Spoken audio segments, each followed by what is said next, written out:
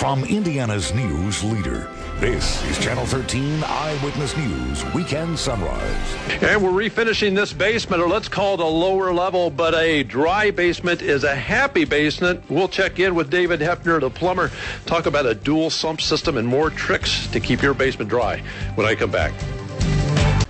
Welcome back to Weekend Sunrise on this Saturday morning, 9/11, 60 degrees. We've been talking to Treeboy all morning long. He's been not in the doghouse. I was going to say he's been in the doghouse. No, he's been in the basement looking for some extra space to give you at home. Yeah, he's been doing that in Noblesville this morning. He's also got some expert advice on transforming your basement into a safe and comfortable space. Hey, Tim. Hey, Chris. Yeah, that's very important because why not reclaim this space, finish your lower level to give yourself a little bit more room and enjoy your home. Hey, let's talk about our appliances in our home that we count on every day. Our water heater, we have a sump pump, all these things, water softeners, all these things are our friends, but one day they can turn on you and flood the basement. And then David Heffner, there goes our investment in our finished lower level.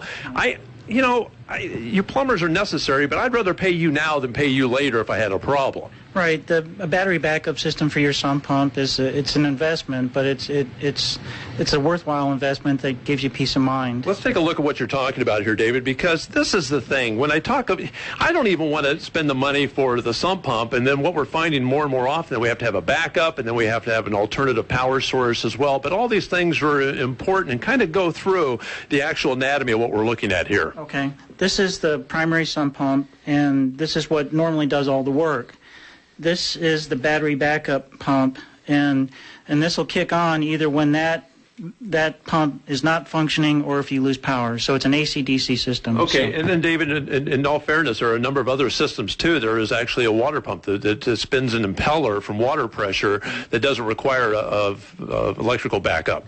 Well, the problem with those is volume, and they're not reliable. And I've found that in the past is that if they sit for a long period of time, they'll seize up and then they won't work when they're needed. Very good. Now, David, you're doing some woodwork here too, which makes you just even a little bit more expensive. But what you're doing is building a corral around at least the water heater, which just kind of helps if there is a problem down the basement.